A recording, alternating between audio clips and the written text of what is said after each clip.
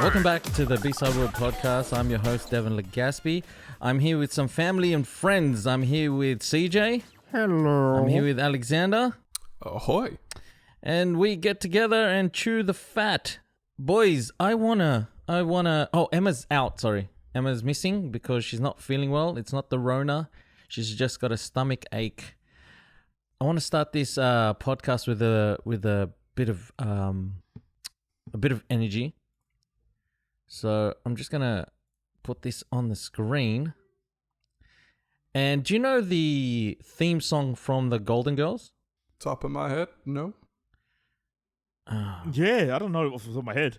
Oh, damn it. I'm sure I'll remember if I hear it. I really enjoy the theme song for the Golden Girls. Let's see if you can pick it up. This is actually the remix to the Golden Girls. I'll play the remix and then I'll play the original afterwards. But anyways, watch this. Post the video that made you famous. This might be funny. Thank you for being a friend. Yeah. I love this song.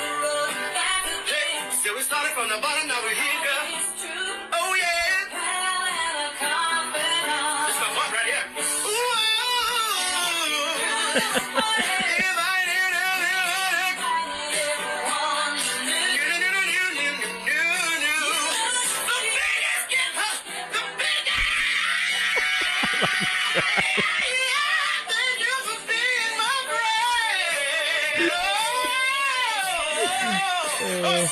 So anyways, I just wanted to start the podcast that way because it had a lot of energy and it always hypes me up, that song. I always, like, if I'm feeling down, that is the theme song I go to.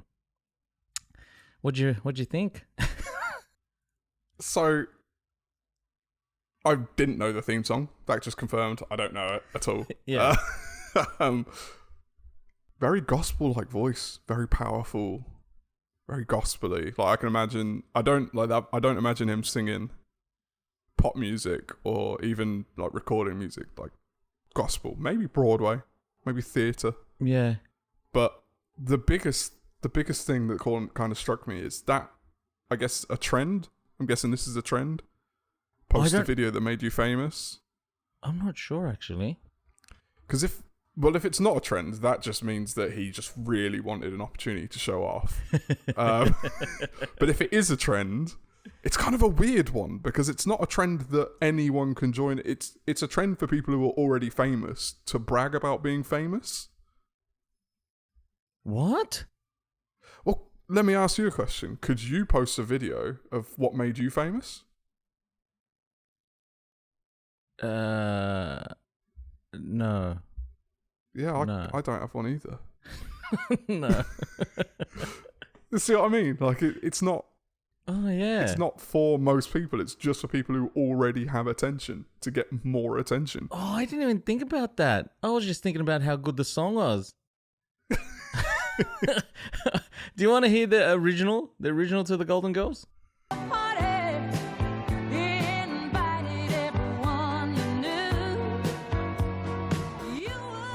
All right, you get it. You get the whole point, right? I think the more striking thing to me, Dev, seeing that Golden Girls, was I'm going to walk you through sort of my emotional journey through that clip. Okay. Oh, shit. All right, here we go. So it starts off, and the first thing I get is a hit of nostalgia for Different Strokes. Yes. It's that same era of TV intro, the same feel, even like the same color grading in the video, all that. Then I get the confusion of, like, what is Golden Girls? And I realize it's something I've heard of my whole life, never seen, no idea what it's about. So I thought Golden Girls was like another Charlie's Angels. I thought there were these 3 women who were like shit! You don't know action what Golden spies or Girls something. So I had no idea what it was. And then it hit me. Golden Girls are golden era girls. They're old women. Yeah, they're old women. And I'm like, title actually makes sense. I get what this is about. and then Betty White, and I'm like, how long has Betty White been old for? Long time. Forever. A long time, Alexander. I have never seen Betty White young. Yeah. You know when you just know people when they're old? That's like, you know when people discover Betty White? When people discover Betty White, I'm like, she hasn't changed. I've known her that way since I was young. And people are still like, oh, I love this Betty White chick. I go, yeah. I think she's got the that Dracula blood. No. She's got the opposite to you, Ernie. What's that? She's looked old. She went old quick and stayed old for a long period of time. While you're going to look young for a long period of time and then age all of a sudden. I'm glad he put that juxtaposition in there because no one understood what the hell he was talking about. Yeah, Golden Girls was like...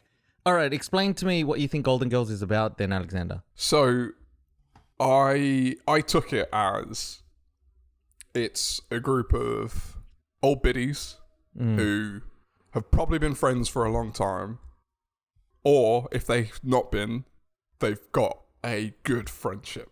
Doesn't mean that they always get along and they're always like best buds. Yeah. But like, there's that element of trust in each other that no matter what, through thick or thin, they're gonna die as friends. Like this is it. These are the ones I'm riding out the rest of my life with. Yeah, they're the ride or die. Yeah. Yeah, and they just get themselves into tizzies. It's all about, like, I'm assuming there's 3 different personalities, just kind of like the 3 Stooges. Yeah. And they just there's sort 4 themselves of them. out with it. There's 4 of Is them. there 4? Okay. There's 4, yeah. So the 4 Stooges. Yeah. And their personalities are what get them through each other's trials and tribulations. That's my impression of it. What TV show now has that kind of in-depth like moral or like some sort of story that it's got some sort of life lesson in it? Big Bang Theory? That's the exact one I was thinking of. Big Bang Theory. All right, let's take it back a step, right? How many during our time when we were young, can you name? Loads. Right? Loads, right? Friends, Loads. Seinfeld. Even before that, I mean, Family Matters, Full House, Okay. Fresh Prince. I was gonna say Fresh Prince, My Wife and Kids. Yeah, Cheers. Martin, Cheers. Yeah. Frasier. There's heaps. Yeah. Oh, I loved Frasier. Comedies are dying. Sitcoms are dying in the way of laugh track. Because laugh track's gone. Yeah. That era of sitcoms don't. Yeah. Like, it just doesn't exist anymore. What's laugh track? Oh. Let me give you a history lesson, CJ, my man. So, I can't remember who it was, but I think for some reason in my head I've got brothers. But these people invented this machine that was a laugh track. So, comedy, sitcoms and things used to be in front of a live studio audience, and they wanted people to laugh, but they needed people to laugh on cue. Because they didn't want to ruin the timing of the jokes and the timing of the show and all that kind of stuff. So they created this thing called the laugh track machine, which was a machine that had the laugh track on it. And it cued, even if you had an audience, your audience would be there for reaction to know that what you're filming is funny. But what we would hear on TV would be a laugh track, not the audience.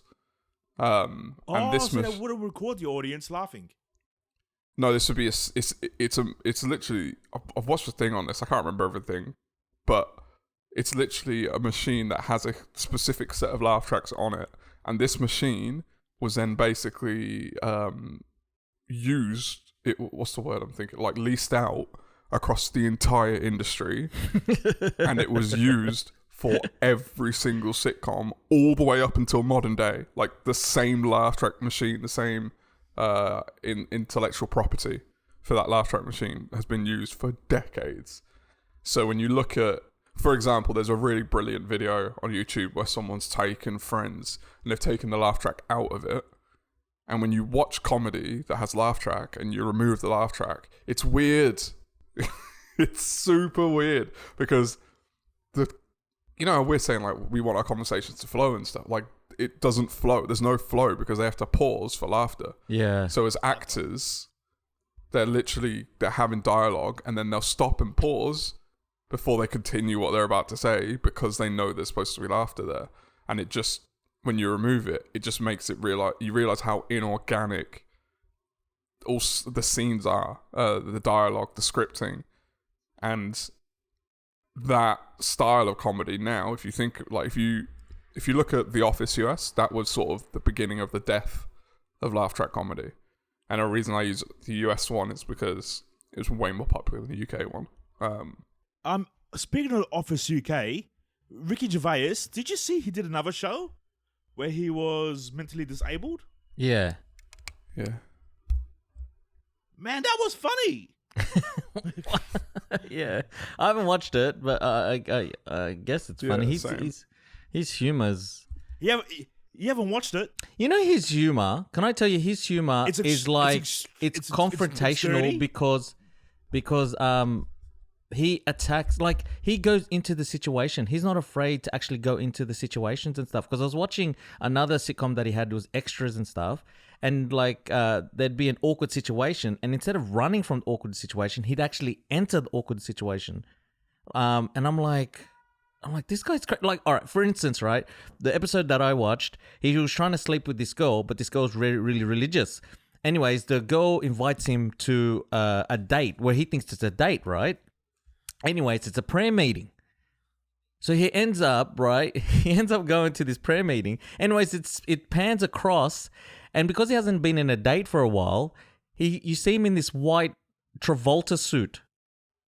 The Staying Alive suit, but it's all white and he's got a black shirt on, right?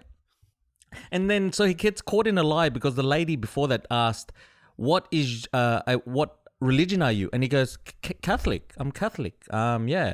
So the priest, when he's at the prayer meeting, the priest goes, oh, what church are you from? And he goes, oh, London, somewhere down London. He goes, oh, I did a lot of church stuff in London. Who's your priest? And he goes, priest Michael Flatley. Oh, Flatley.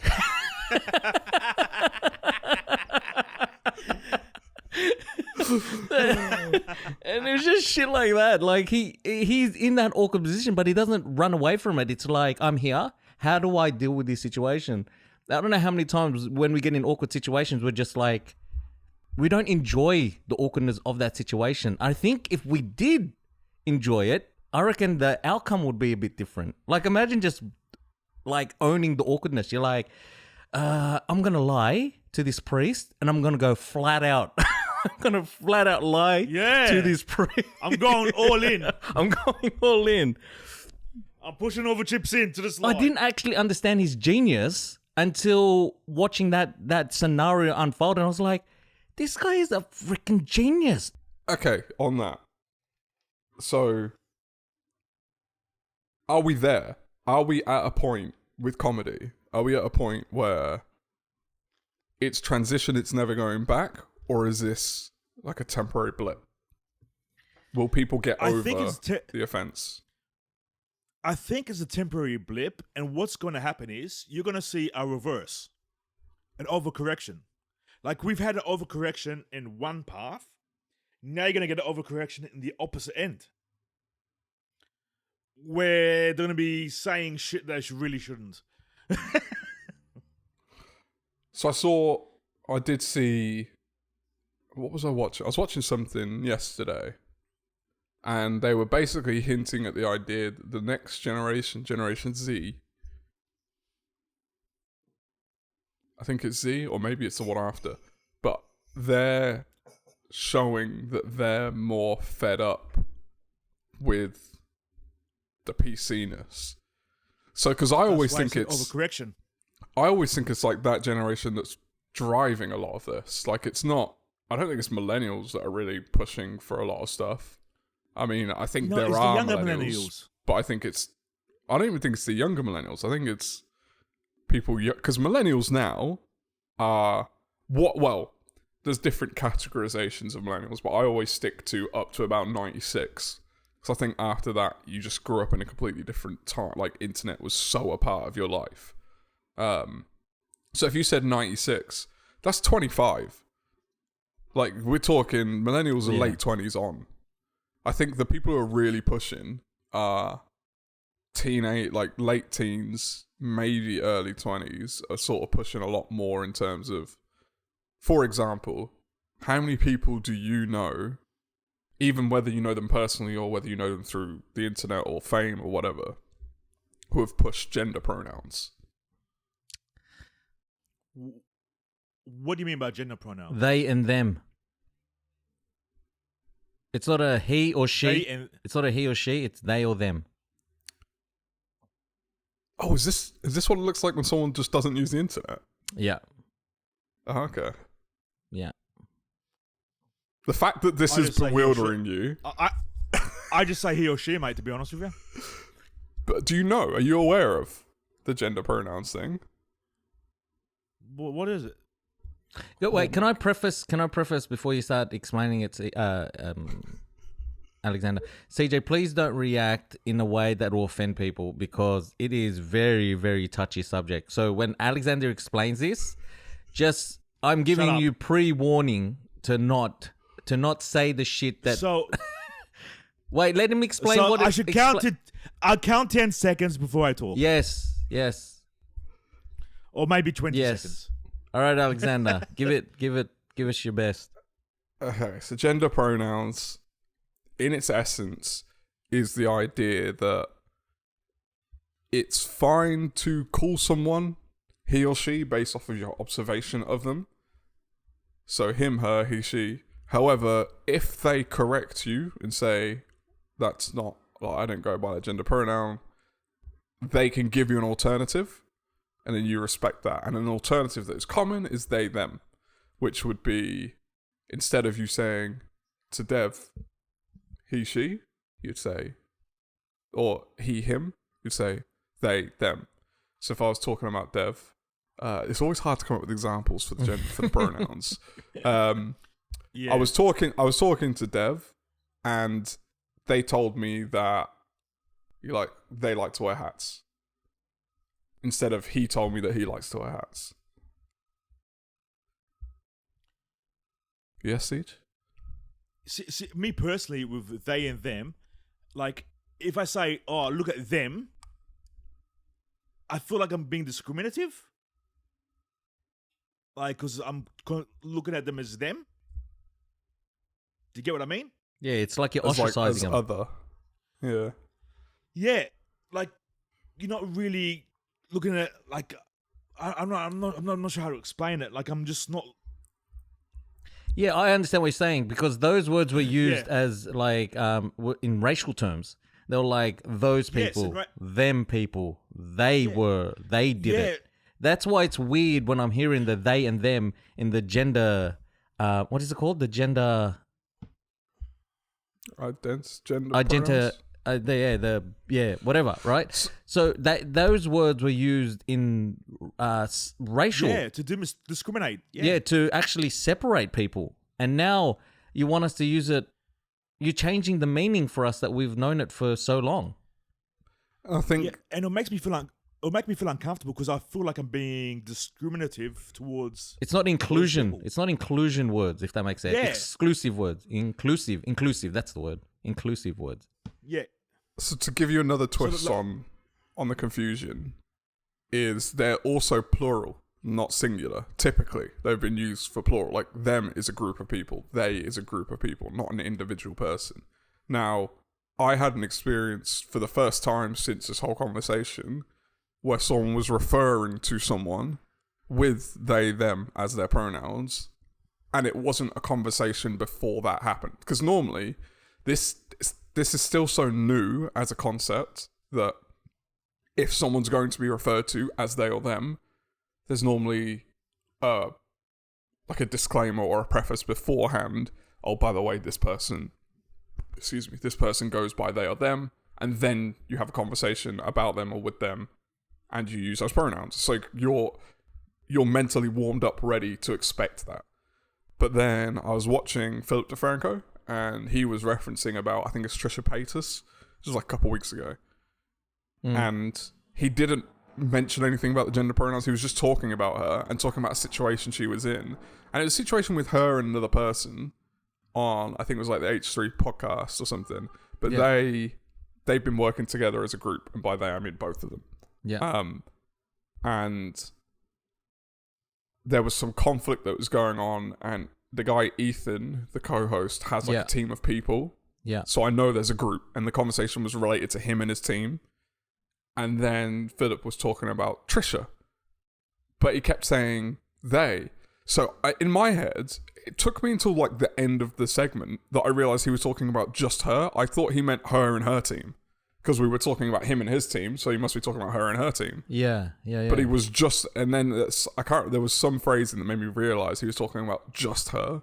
I was like, that was super confusing. Like, that did not get that at all.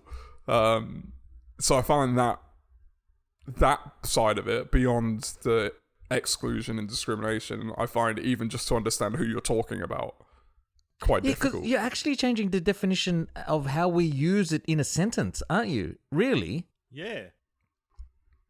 I struggle with English as it is. Don't change the definitions halfway on when I'm trying to master English now. Don't change it now. I'm going to get more confused. Well, You can't change the rules. You can't change the rules on me now. I'm too old to learn new rules. You're not that old, Jesus. You can't change the rules to the game, at this period of time in my life. Why not? Okay? Why not, Siege? I try to be polite to everybody, right? And maybe me trying to be polite, I don't want to offend anyone. But I feel personally, if I say like they or them, I'm being rude. Yes, that's how we got taught. That's how we got taught growing up, not to say they or them. But now it's it's like, even she and he, we were told not to say that. So I think God, there's something about this that I'm really confused about. And this is, I would love to have a sit down with someone who goes by a different gender pronoun to what is normal and have a conversation and ask about these things. Because, as you said, CJ, something you said, which to me is really poignant about this whole thing, is I don't feel comfortable calling them they and them because of the way of what that means to me. And this idea, to me, from my understanding of this idea, and this is why I want to have this sit down, is the reason for these difference in gender pronouns is largely to do with the assumptions that society puts on the terms he, him, she, her. So, I mean, there are other cultures in the world, many of other cultures in the world, where there are more than two genders. But in Western culture, we have two genders, he and she. And along with that, there are societal assumptions that are aligned with those. Now, the reason you want to break away from he, him, she, her is because you don't want people to assume those assumptions about you just because they're using those words and associating them with you. Which, to me, is confusing because you don't want me to call you, let's say, he, because you're assuming that I'm going to assume things about you. But I might call you he and put none of those societal assumptions on you. I'm just using that word because it's my best visual representation. That's, as we said, the language I grew up with and the easiest way for me to be able to communicate with you without it being a confusing conversation where I can't actually focus on what we're talking about. I'm now focusing on how do I approach you. It's the same, like, to me, and because also the gender pronouns and gender identities, like, there's just so many differences and variations of them now. And like, for example, they, them, I don't believe every person who wants to be called they, them interprets that in the same way. Like, I believe they all interpret it in their own way. So then, at what point, how many different dissections do you go down with this to get different ones? And at what point, isn't that what the purpose of names are for? Like, isn't the entire purpose of a name to make you unique and that be your identity? Yeah. Like, I just get confused by it because I don't understand where. Yeah, it'll be good to have a conversation with someone that's like understands the ins and outs of this new language. The new, like, it's a new language. Like, when you change the definition, it's a new language. Quick question: is this something gender neutral? Is that what we're saying? People want to be called, or was this something that people think they want to be called? What do you mean think? You know how sometimes people are offended for someone else? No. Oh, okay. No. Yeah. I No. don't think This so. is Like the person themselves might not be offended, but someone else might be offended for them. That's not gender neutral, is it? Is it? That's not what you. No, it's not. I'm saying I'm just giving an example. okay. Is this one of those occasions where people who are not part of that community have come up and go, "Hey, they don't like being called this. Let's call them that." no. The gender Or neutral people are has driving it, but there are definitely people outside of the community who support and then will push, but they're not doing it. They've not decided it for people. Like, there is a community of people who have decided it for themselves. What made them choose they or them? It's the I think it's the differentiation because it's not he, she, but it's still it's words we're still familiar with. So it's not like But bringing completely new words that then would just be like, it's exclusive. Like, we're excluding them, right? So there are them. circumstances, and again, examples are always really hard to come up with, but there are circumstances where we have historically used they and them for individuals. Not an exclusive sense, not in a weird way. Again, like, examples are so hard, but in the same way that we would use they and them in the way that people who identify with those pronouns now want to be used, we have used them in the past, but we didn't use them in isolation as the only pronouns for people. So I was talking to Dev, he was telling me about all this and whatever, and then, so again, it's hard, but like, and they went, and I'm talking about Dev, and I'll be like, and they went and it's really, again, examples really hard. I've seen some where I'm like, oh yeah, no, that we definitely have said things like that, but it's normally like maybe one time in a sentence, not multiple times referencing the same person with they and them. We've never used they and them as a like, we use male and female as your gender. We've never used they and them as a gender. Yeah, not as a gender, but as an identifier. Identify. This is a new language. That's what I'm saying. Man, I feel sorry for the young people. It's going to get very confusing. I mean, I think, to me, if you want change, I think a big part of wanting change is it's not about making it easy for people, but it's about making it sustainable and making it something that makes sense, as opposed to, and I'm not trying to suggest this doesn't make sense, but when I say that, what I mean is, like, when segregation was ending, when people were trying to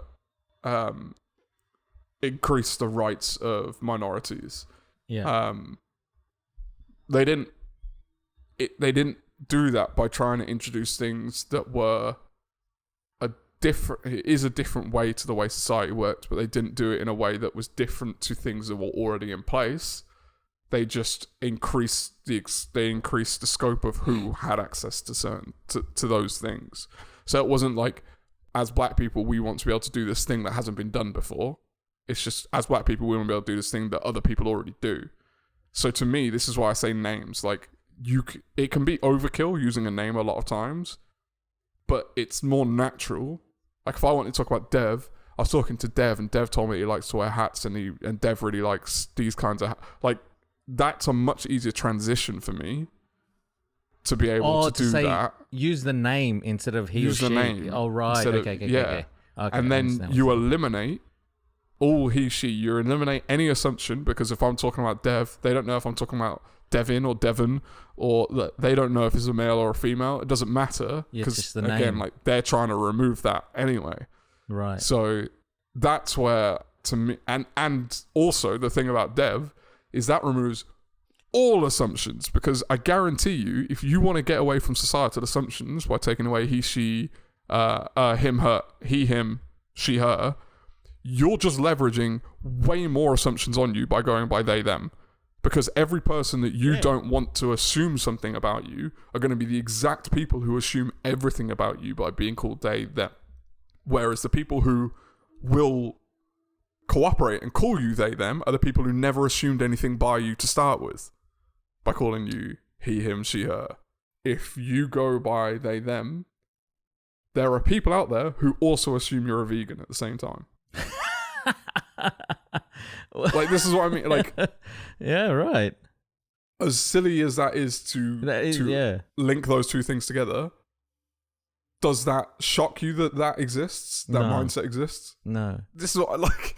Assumptions, as you're saying, it's just such a natural part of life. Yeah. It's how we engage as a species. It's, I don't know. Shout out if you go by a different gender pronoun, contact us, get on the show, let's have a chat. Yeah. And don't get me wrong, what I'm saying, I don't want to get it twisted. If you want to be called, if you want to be, what are we talking about? Gender what? Pronouns. Gender pronouns. If you want to be called a certain, like, they or them or whatever your pronoun you want to be, go for it. That's not what I'm saying. Go for it. It just doesn't make sense for the people outside of your circle.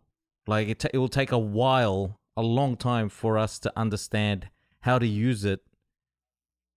How to use it. Like, how it's totally...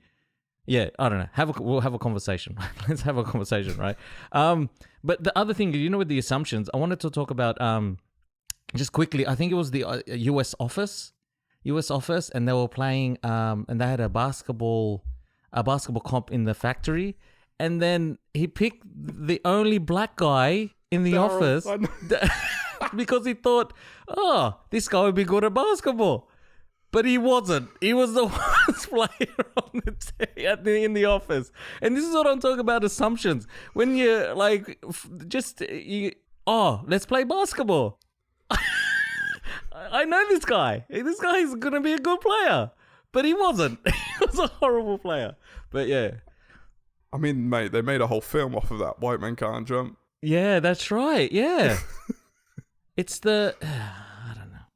That Daryl moment, that is classic when he dribbled in the ball. I mean, okay, can I just shift the conversation a little bit, actually? What do you guys think about the fact that the Olympics is happening in Japan during a lockdown because of COVID? I'm looking forward to it. I've got nothing else to do. Why are you looking forward to it, CJ? What else am I going to do and watch? I'm stuck at home. We're in a lockdown. So you're not excited. It's just the only thing that's available. Yeah. Huh? But it's better than nothing. What are your thoughts around... It's a completely stupid idea, and it's going to be a massive outbreak. I think the outbreak could be faster than the 100 meters. Someone agrees with you, right? Someone agrees. I'm going to show you this video. Someone agrees with you because this is a lady. Can you see this? This is a lady, and she's watching the flame go past in Tokyo, and she doesn't agree that the Olympics should be here, right? Have a look what she does. No, I want to see the Olympics. Don't get me wrong. But it's silly. But I do think everyone's going to get sick. Yeah, it's silly. So what does she do? A 53-year-old woman was arrested for shooting a water gun at an Olympic torch runner. Amazing. Kayoko Takahashi, a resident of the prefectural city of Hitachi, was arrested on Sunday at the scene on suspicion of forcible obstruction of business. So, according to police, we can have a COVID section and a non-COVID section. Have you guys heard of the Wembley variant? The what? No. So I was reading about this morning. There is now a considered Wembley variant of COVID, which is basically there's an outbreak of COVID infections among those who went to Euros. Yeah. So they're calling it the Wembley variant. And what's happened? It's mutated again, has it? I don't know if it is actually a different variant or if it's just anyone who was there that has now got COVID. They're just considering. Oh, okay. They're just calling naming it the Wembley. location where they got COVID, as opposed to it being actually. So I don't think it is a different mutation, but the simple idea that the thing that everyone anticipated would happen when you gathered a bunch of people together, it's exactly what happened. And the Olympics now being another case of. I know there's not going to be no fans for the Olympics, which to me is weird. Yeah. But are they going to do it sensibly, or are they going to like NBA bubble it? I'm not sure. See, I the reason I also bring that up as well is because I don't know if you're aware, but we've got Freedom Day on Monday. I think Boris Johnson is more obsessed with the idea of having the name Freedom Day attached to his legacy than he is about doing something smart. I read this morning, I can't remember the exact number, I think it's 12,000.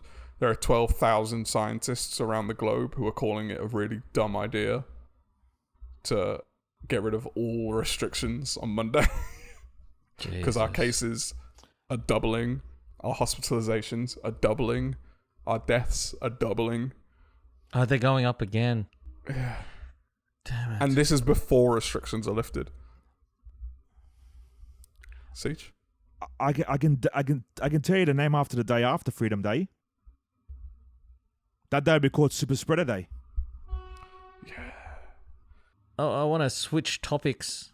And I want to just a general question, but not too deep because I want to go into the article. Is an apology good enough? For what? For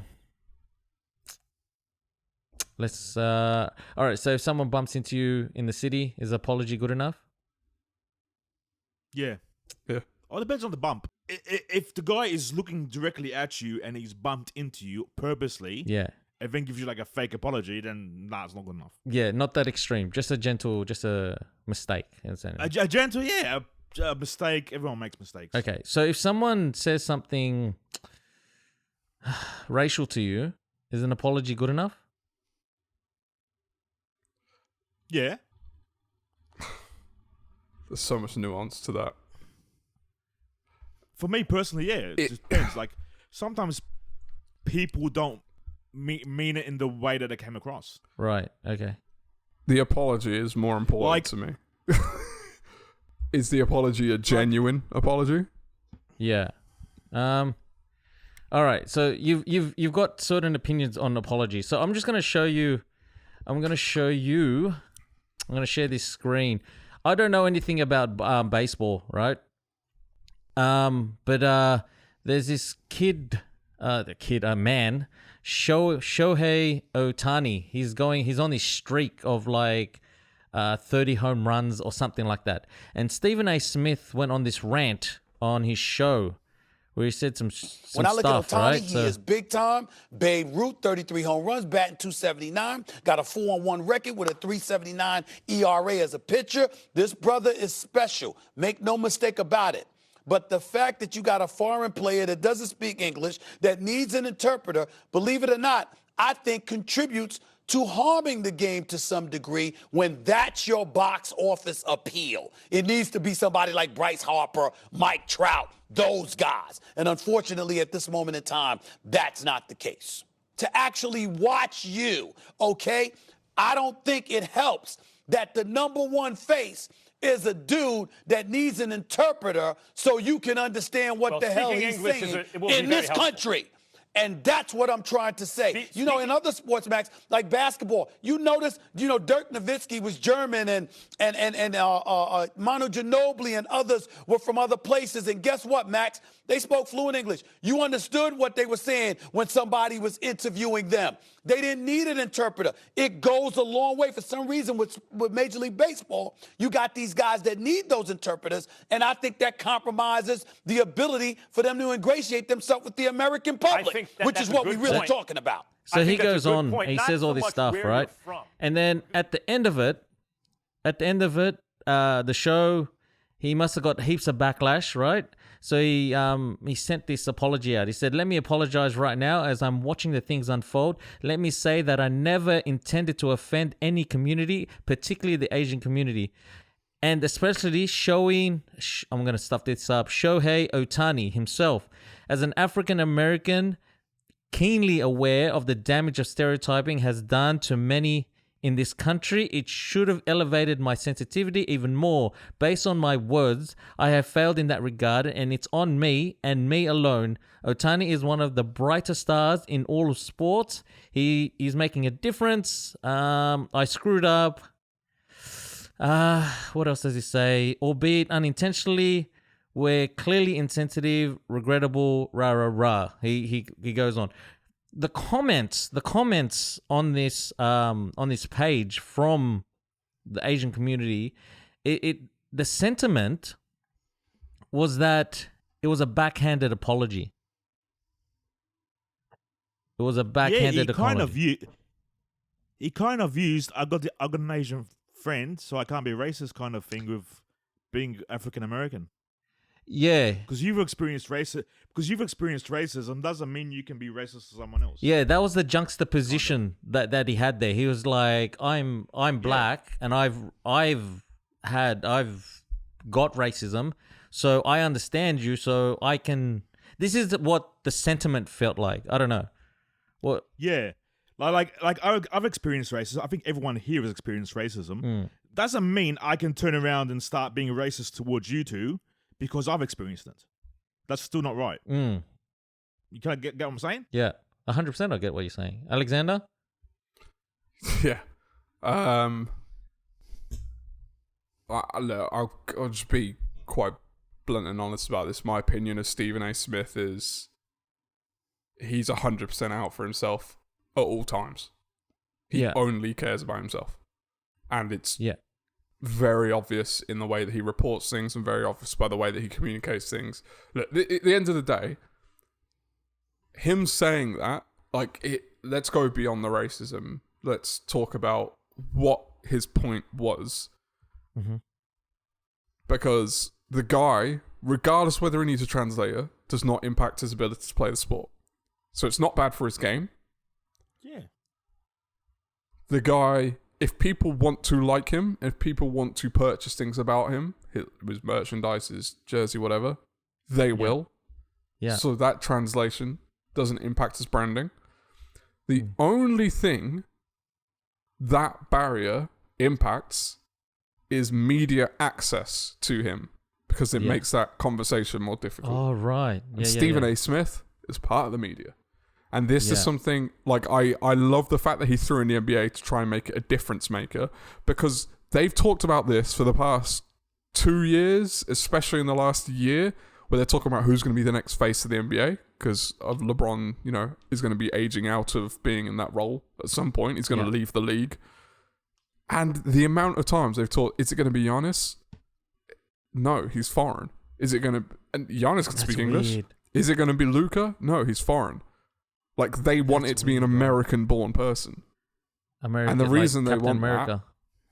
Yeah, and the reason they want that is because as media, it makes it easier for them to engage with the person, because from a cultural standpoint, you understand each other more and easier. And then that makes them... Stephen A. Smith, he signed his last contract, I think, was $10 million. Yeah. The guy makes millions of dollars a year to share his opinion on stuff. Yeah.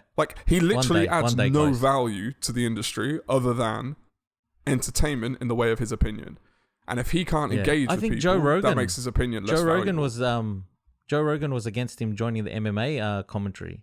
He goes, it works in the NBA. It works that loudness works there, but it just doesn't work in the NBA. I think he had reservations for him to go and commentate with him, and give his opinion. Of course, someone's gonna punch him in the mouth. Well, my thing is with this, right? I'm not into the baseball. I'm not into baseball, but because this guy had a streak of 30 home runs, whatever, he blimped. There was a blimp on my radar, right?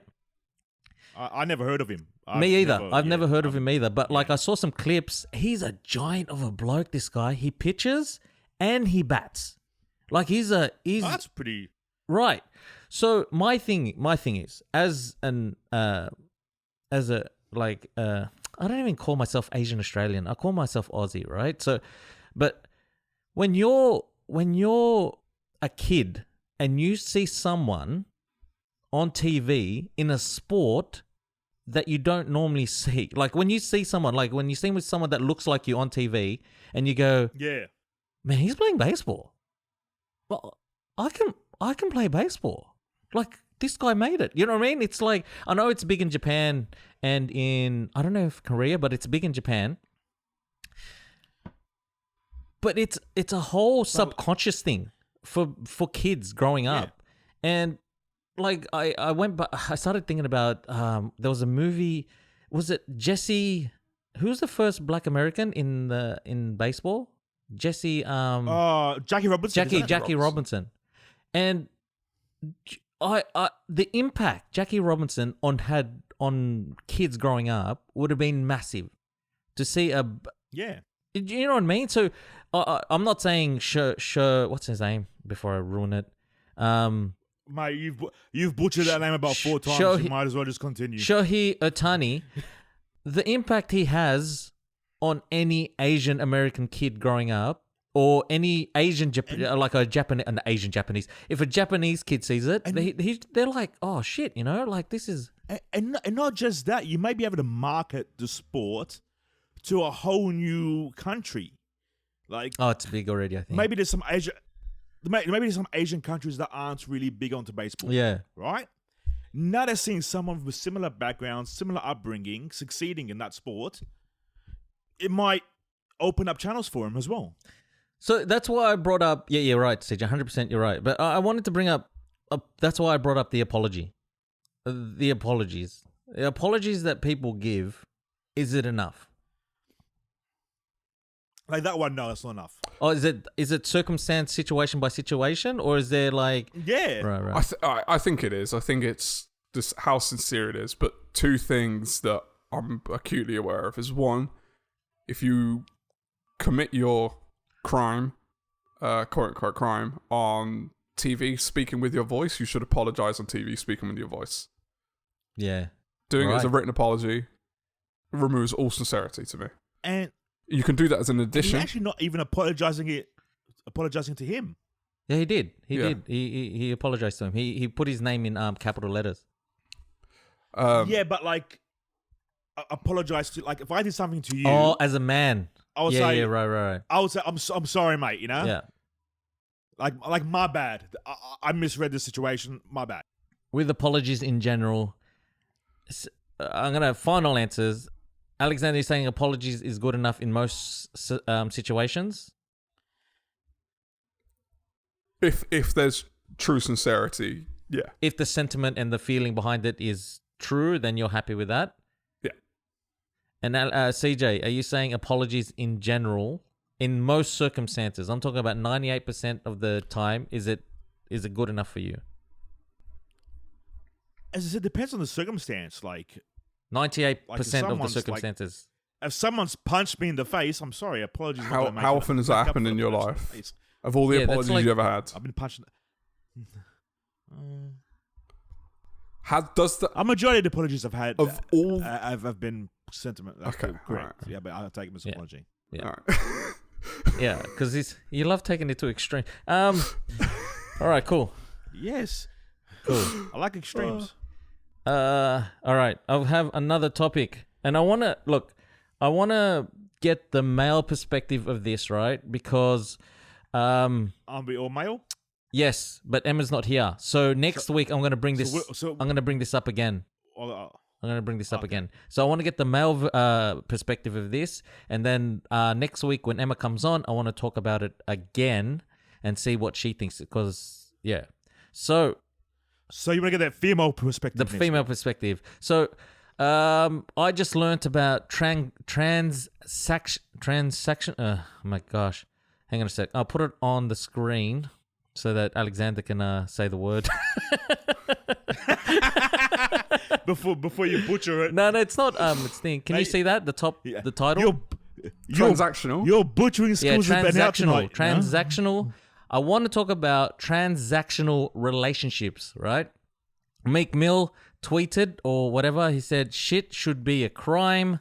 And underneath, zero tolerance for transactional relationships, coming from Lenny S. I don't know who the hell that is. So I clicked into what is a transactional relationship, right? Jay-Z And and Beyonce. yes. So in any business, a transactional relationship is focused on benefits. Generally, the people inside the partnership are thinking, what the hell am I getting out of this? Okay. If you want to Google transactional relationship to get a deeper meaning, you have to look it up yourself because I only got one article up. But essentially, when I read this, I was thinking, isn't most marriages transactional? Like, isn't there Wow. Yes, But taking the love and romance out of it. No. The love and romance, and then there's part of it that you have to like give. You got to bring to the table a certain amount of financial support. Like you have to bring emotional support. You have to bring a lot of support. It's just not. I thought when I read it, I was like, isn't that a relationship? So where the difference will be is, yes, you're right. Like, all relationships are transactional to an extent. But a transactional relationship now, that terminology, if you're old school like us, is basically just a new way of saying sham. So Sham? remember sham marriages? No. Sham. Let me look this up. You never heard of a sham? A scam? It's like when someone marries someone to get a visa. Well, that can be a sham marriage. Right. People like celebrities where they might get married because of the benefits of the appearance of them being married and what that leverages for both of them versus romantically involved. So essentially, transactional or sham, it's the same as what you're talking, like a traditional relationship, but with the absence of the romance and love. Oh, there is no oh man. Typically.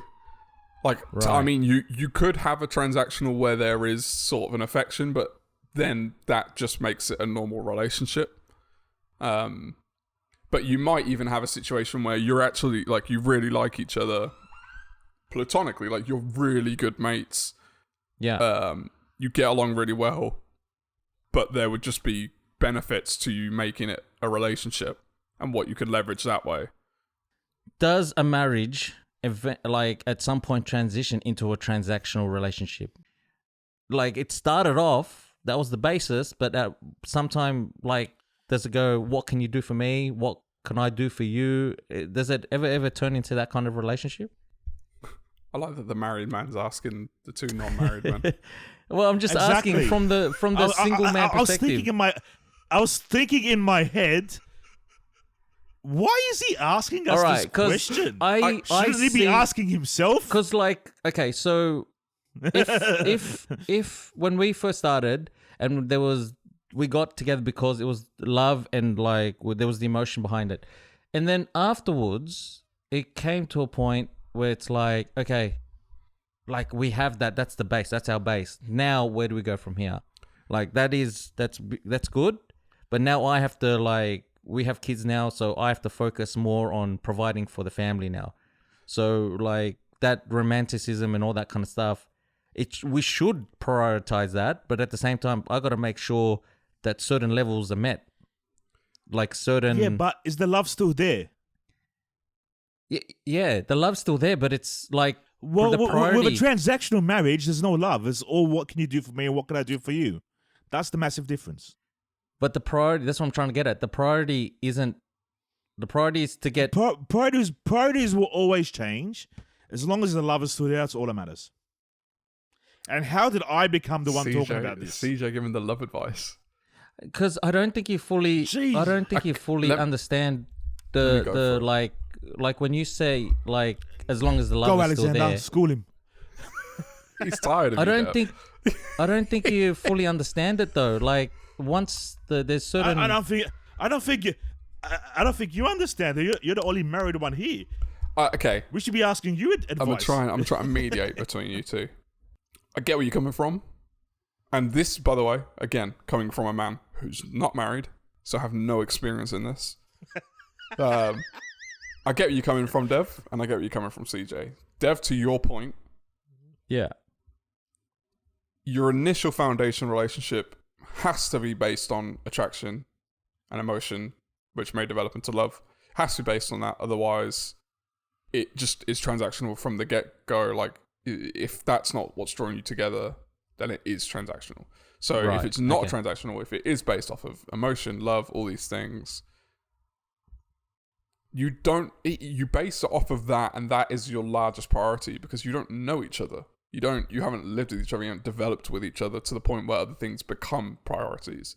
But over time, you do develop things which become priorities, like your marriage, which a marriage is beyond just love. Like, that's an actual contract. Your kids, they become a priority. Your careers, they still have to be priorities. And as you get older, typically your careers become more a priority because you're more established in it. There's more direction. And then you've got the fiscal responsibilities of taking care of each other because your money's tied up with each other. Your circumstances, like your living situation, is tied up. You now think about retirement. You want to make sure that from a fiscal responsibility standpoint is set for both of you. But to CJ's point, the reason that you do all of these things is for the base priority of the fact that you love each other. If that wasn't there, all these other things would still be a priority, but there's plenty of people who do those things with those priorities in life but are not together. They separate, but they still keep those priorities. Like, people who separate with a family still keep the priorities of needing to deal with their living situation, still keep the priorities of making sure that their kids are well taken care of, that the things are there for their kids. They still take care of their careers. Like, all these priorities still exist, but the love isn't there. They separate. So where I do think a relationship can go from a traditional romantic into a transactional is if you prioritize the transactional side over love and stay together in that priority. Yeah. Yeah. So you know the love's not there, but it's better for the kids or whatever. So Yeah. you just stay together. Yeah.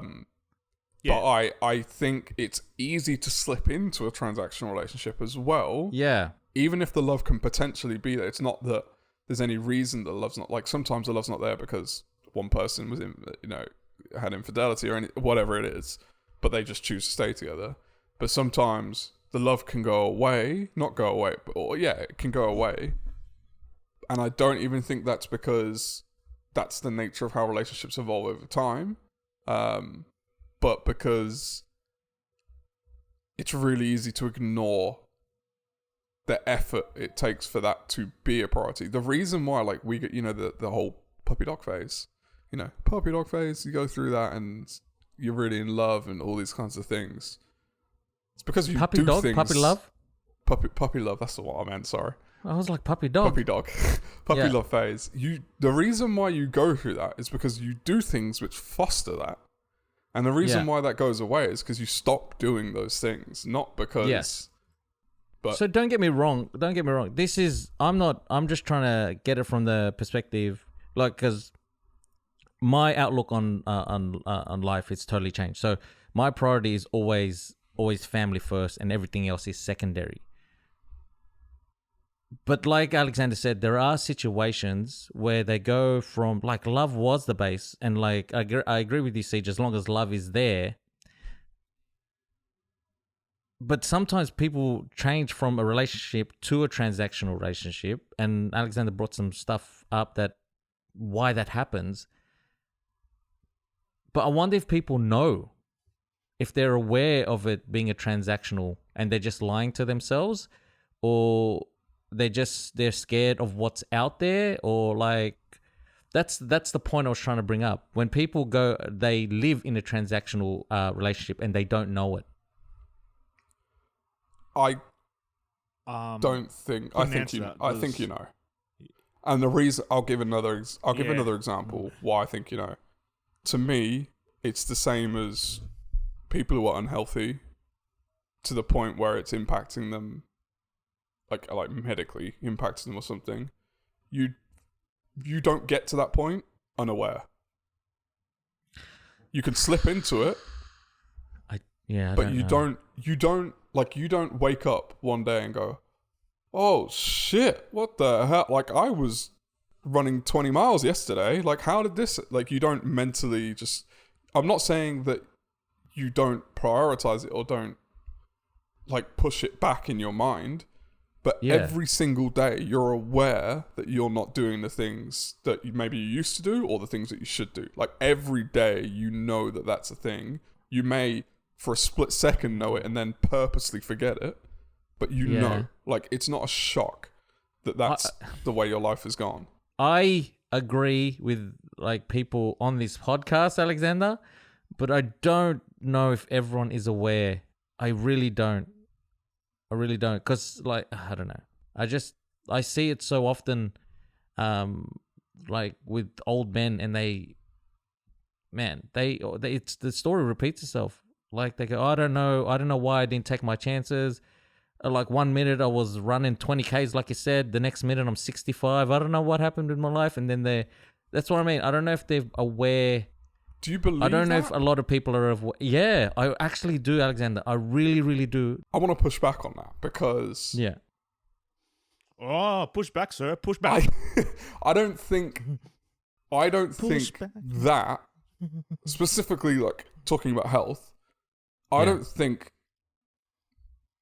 going from someone who's active to 20, 40 years later being someone who's like, whoa, what happened?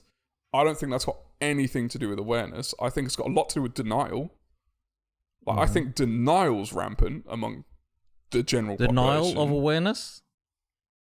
Denial of awareness, yeah, 100%. Like, I think people are aware. Isn't that the same? But no, because denial is an active, like, in order to be in denial, you have to be aware. You can't deny something you're not aware of. No, you make it a habit of denial, so it never ever enters your conscience. But even if you make it a habit, talk about that denial is still an awareness. That's what I mean. Like, in order for there to be denial, there has to be awareness. You can't deny something you're not aware of. No, at the beginning, I understand. At the beginning, you're saying you deny it, it becomes a habit, and then it never enters your mind again. So it's not an awareness anymore. You've just put it into a box. So you're not aware of it anymore. So it doesn't enter your consciousness anymore. You've made it a habit not to think about that anymore. And at that time, you were aware. But once you put it in that box, it doesn't become an awareness anymore. In concept, in theory, yes. In practicality, no. Because health and fitness impact you literally on a daily basis. You get to the top of the stairs and you're out of breath. You're aware. Like, you know why you're out of breath. You can't, even if you've built in that denial, you can't get away from it. The aches and pains you feel. Yeah, like, but there's so many things your body screams at you with to let you know what the fuck are you doing. Yeah. Yeah, but the original topic was not about fitness. It was about your emotional tie to someone else. No, but what I'm suggesting, to me, that slipping away, that unawareness that love is going and you're moving in transactional is similar to health and fitness to me. Like, I reckon it'd be a lot easier to slip into a transactional relationship than not noticing your fitness, because with your, you might slip into a transactional relationship and not know it because just both parties are busy, working, kids, and doing things like that. So you haven't got time to think about it. Correct, but it's well, with your physical fitness, if you walk down the street and you're puffed out of breath, there's a cause and effect. You notice you're out of breath. Gee, can I just pause You the podcast? might not have time to notice. Can I pause the podcast? Okay. Bro, that is the bro. You keep going, cause that fucking. I'm gonna mark that down. That's gonna be in the highlight reel. The way you fucking use cause and effect was fucking brilliant. Keep going. I used it correctly, didn't I? Oh yeah, 100%. Keep going. Sorry, mate. Sorry, I broke your fucking train of thought. I lost my train of thought. Sorry, mate.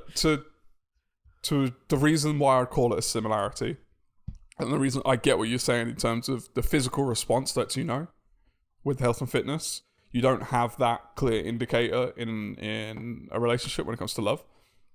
But to me, there are other things that scream at you. For example, what let you know that you're in a transactional. For example, if you're ever doing anything in a relationship, you're like, why the fuck am I doing this? Or if you're not happy, or like love counteracts a lot of things. Like there are a lot of things that you forgive because of love, and when you realize that you're not forgiving them, again, it's not that I'm not suggesting that you sit there with a pencil and you mark it and go, this thing lets me know that I'm not in love. But all the things that let you know you're not in love, you're aware of. You just haven't put two and two together. Yeah, so you're not aware of it if you haven't put two and two together. But you are aware. Like, you're aware of all the markers. It's for me, it's when people suggest that, oh, like, I just didn't realize that we weren't in love. It's like, no, you realize, you just didn't say it. Like, everything that let you know, you were aware of. You had a conscious awareness of all the different signals. Maybe subconsciously you realize, but you weren't able to put two and two together, or just being naive about it. Or, as I said, you might just be busy and unable to, because we live busy lives, majority of us. Like, Ernest has got 3 kids. He hasn't got time to think about, oh man, do I love Emma today? Sometimes they're busy with the kids, activities, and things like that. They haven't got that personal time for themselves. I also don't buy into the reflection. I don't buy into the idea of people don't reflect. When does a person with multiple children have time to reflect? I believe everyone reflects. Everything they do, as soon as that child is born, is for the child. So they go to work because they want their children to eat. No, I get it. I get They go it. to work because they want their children to have a good education. I get it. They stop doing things for each other, and they both start doing things for their children. I believe, though, from a point of reflection, and I think there's a way of processing reflection, and there's ways of paying attention to reflection, and there's ways of understanding what to do with reflection that I think the vast majority of people don't ever learn and don't engage with. But I believe the vast majority of people spend more time in reflection than they do doing anything else in their life. I think Alexander's got a point there, Sage, because like not and it's proven. I think it's proven. Like, not many people live in the moment. So you're either living in the past or you're thinking about the future, because it's very hard to live in the moment. So what he's saying is right. You're either being reflective or you think what's thinking about in the future. What is that? Is there a word for thinking in the future? Anyways, it's either you're one of the two. You're either being reflective or you're thinking about in the future. So what you're saying is this: if you're planning your future and the person is not there, then you no longer love the person and you know about it. But if that person is still there, that means you're still planning a future with them.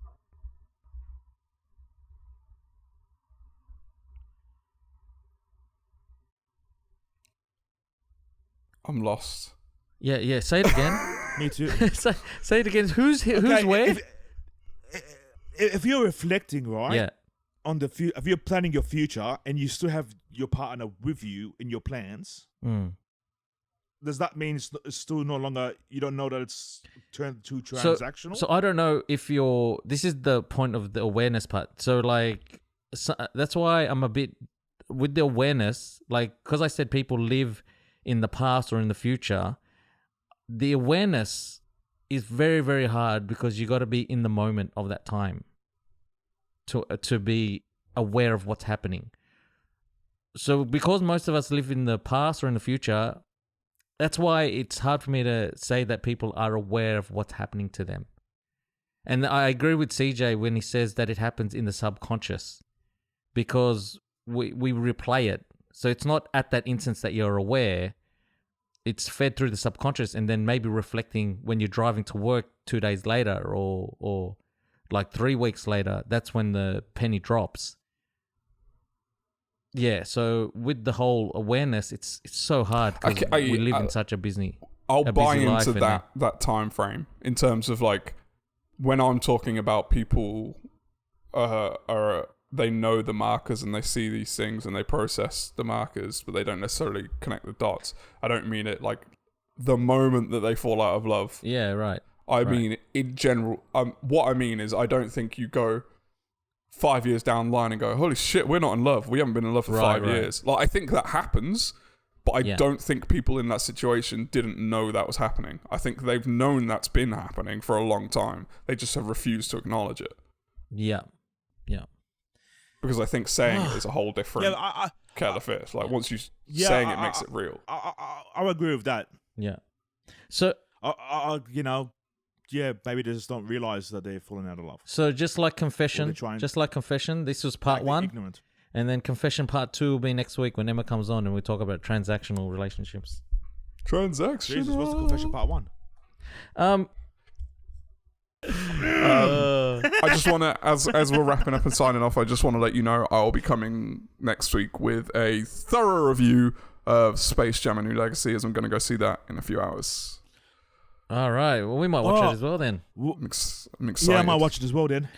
All right. Just no, I can't. I have to go to my cousin's house to get it. That's the only issue. CJ, we can talk about logistics later. That's unnecessary. All right. Just to finish this off, I did receive a compliment this week. One of my workmates looked at another workmate and said, "Geez, you've lost some weight." And the other workmate one said, "Oh, thanks, bro." And it was a trio conversation, and I said, "Oh, what about me?" And the guy looked me up and down and said, "That's nice shoes," and he walked away. That is another episode of the B-Side Word episode done. We've chewed the fat. We've talked about some shit. Hope you enjoyed.